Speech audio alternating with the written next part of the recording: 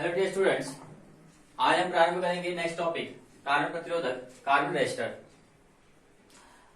प्रायः इलेक्ट्रॉनिक परिपथों में हमें उच्च प्रतिरोधों की आवश्यकता पड़ती है और ये प्रतिरोध कई किलो ओम से लेकर के कई मेगा ओम तक के होते हैं और ऐसे प्रतिरोधों को धातु से बनाया जाना असुविधाजनक होता है। क्यों? क्योंकि हम जानते हैं कि किसी भी चालक का जो प्रतिरोध R होता है वह उसकी लंबाई के अनुपाती होता है। यानी कि हमें अगर प्रतिरोध को बढ़ाना होगा तो चालक की लंबाई को इंक्रीज यानी कि बढ़ाना पड़ेगा। और अगर हम लंबाई को बढ़ाते हैं किसी धातुविक तार की, तो धातुविक तार की लंबाई को बढ़ाने से प्रतिरोध उतनी ही मात्रा में नहीं बढ़ पाता है, जिससे प्रतिरोध का आकार काफी ज्यादा बड़ा हो जाएगा और ऐसे प्रतिरोध को परिपथ में प्रयोग करना असुविधाजनक रहेगा। इस हेतु हम अर्धचालकों का प्रयोग अर्धचालकों का प्रयोग ऐसे प्रतिरोधों को बनाने के लिए करते हैं और अर्धचालकों में से भी हम कार्बन का प्रयोग जो है ऐसे प्रतिरोधों को बनाने के लिए करते हैं, क्योंकि अर्धचालक में कार्बन, सिलिकॉन, जर्मेनियम आदि तत्व आते हैं। तो इनमें से केवल हम कार्बन का प्रयोग ऐसे प्रतिरोधों को बनाने के लिए करते हैं। अब क्यों करते हैं, इसके कई सारे रीजन हैं। जैसे पहला रीजन है कि कार्बन प्रतिरोधक का जो प्रतिरोधकता होती है रो रेजिस्टिविटी, यह 3.5 इंटू 10⁻⁵ ओम मीटर कोटि की होती है। अर्थात अगर हम कार्बन का प्रयोग प्रतिरोधक बनाने के लिए करते हैं तो इससे हम 100 मेगा ओम 100 मेगा ओम तक के प्रतिरोधक को बना सकते हैं, यानी कि इतने बड़ी मात्रा के प्रतिरोधक को बना सकते हैं। दूसरा, कार्बन जो है इजीली अवेलेबल हो जाता है, कार्बन हमें काफी आसानी से प्राप्त होने वाला तत्व है। और तीसरा, इससे बनाया गया जो प्रतिरोधक होता है वो काफी कम खर्चे में बन जाता है और इसके अलावा इसके द्वारा या इससे बना हुआ जो प्रतिरोधक होता है वो काफी सूक्ष्म होते हैं, जिससे कि ऐसे प्रतिरोधक को परिपथ में प्रयोग करना काफी सुविधाजनक हो जाता है। अब कार्बन प्रतिरोधक जो होता है, इस कार्बन प्रतिरोधक पर 4 विभिन्न रंगों की पट्टियां होती हैं, फर्स्ट, सेकंड, थर्ड और फोर्थ। और इन पट्टियों के रंगों के क्रम को देख करके हम किसी भी कार्बन प्रतिरोधक का प्रतिरोध ज्ञात कर सकते हैं। अब कैसे ज्ञात कर सकते हैं, इसके लिए हमें एक सारणी याद रहनी चाहिए।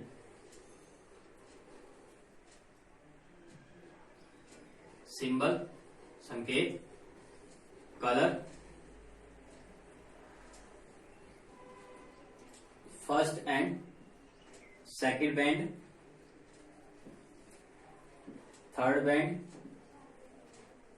यानी तीसरी पट्टी एंड फोर्थ बैंड यानी कि चौथी पट्टी।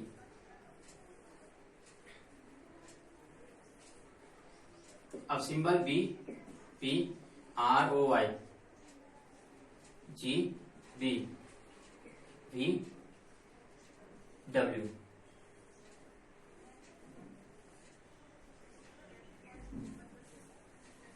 तो बी यानी कि ये हो जाएगा ब्लैक काला, बी ब्राउन भूरा, आर रेड लाल, ओ ऑरेंज नारंगी, वाई येलो पीला, जी ग्रीन हरा, बी ब्लू नीला, वी वॉयलेट बैंगनी, जी ग्रे स्लेटी, डब्ल्यू व्हाइट यानी कि सफेद। अब इनमें से जो फर्स्ट 3 पट्टियां होती हैं, फर्स्ट, सेकंड और थर्ड, इन पट्टियों के लिए ये रंग होते हैं, black, brown, red, orange, yellow, green, blue, violet, grey, white. और चौथी जो पट्टी होती है इसमें, फोर्थ पट्टी के लिए एक होता है गोल्डन, गोल्डन, सिल्वर या कोई कलर नहीं, नो कलर। और इसमें जो चौथी पट्टी होती है वह या तो गोल्डन कलर की होगी या सिल्वर होगी या वह पट्टी नहीं होगी उसमें, तो यानी कलर लेस हो जाएगी वो। अब इसके लिए अंक होंगे आपके 0, 1, 2, 3, 4, 5, 6, 7, 8, 9 और इसके लिए घातांक ले लेंगे 10 की घात 0, 1, 10 to the power 2, 10 to the power 3, 10 to the power 4, 10 to the power 5, 10 to the power 6, 10 to the power 7, 10 to the power 8 और 10 to the power 9। और इसके लिए इसको फिर देखेंगे। पहले हम देख लेते हैं कि इसमें से जो प्रथम दो पट्टियां हैं, तो प्रथम दो पट्टियों के लिए हम इस सारणी को देखेंगे। इसमें से जो अंक होंगे वो पहली दो पट्टियों के अंकों को दिखाएंगे और तीसरी पट्टी जो होगी वो घातांक को प्रदर्शित करेगी और चौथी पट्टी जो कि टॉलरेंस यानी कि सहनशीलता को प्रदर्शित करती है और सहनशीलता के लिए गोल्डन के लिए ±5%, ±10% सिल्वर के लिए और कलरलेस के लिए 20%, यानी कि वह जो प्रतिरोध है वह परिपथ के लिए कितना उपयुक्त है या दक्ष है, इसकी दक्षता यहां से पता चल जाती है। अब हम कैसे प्रतिरोध ज्ञात कर सकते हैं। अब मान लेते हैं माना कि इनमें से पहली पट्टी रेड रंग की है, दूसरी पट्टी ग्रे कलर की है, तीसरी पट्टी ब्लू कलर की है और चौथी पट्टी गोल्डन है।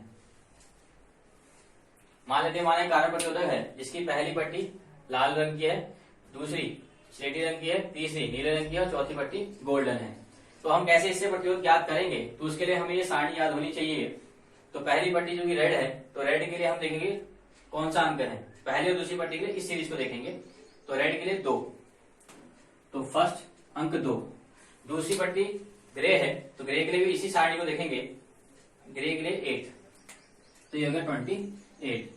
और तीसरी पट्टी के लिए हम तीसरी सारणी को देखेंगे। अब तीसरी पट्टी ब्लू है, तो ब्लू के लिए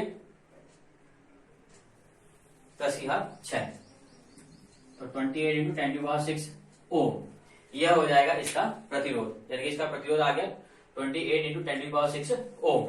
और चौथी पट्टी जो है आपकी गोल्डन है, यह सहनशीलता को दिखाएगी। अब गोल्डन के लिए ±5%, तो इसकी सहनशीलता ±5% हो जाएगी। तो इस प्रकार से इस सारणी के हेल्प से हम किसी भी कारण प्रतिरोधक के प्रतिरोध को ज्ञात कर सकते हैं।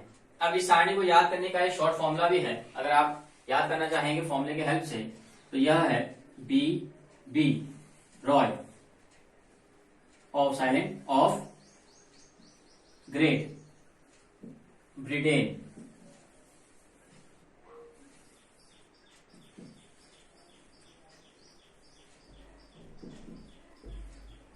of Great Britain has a very good wife wearing golden, silver necklace.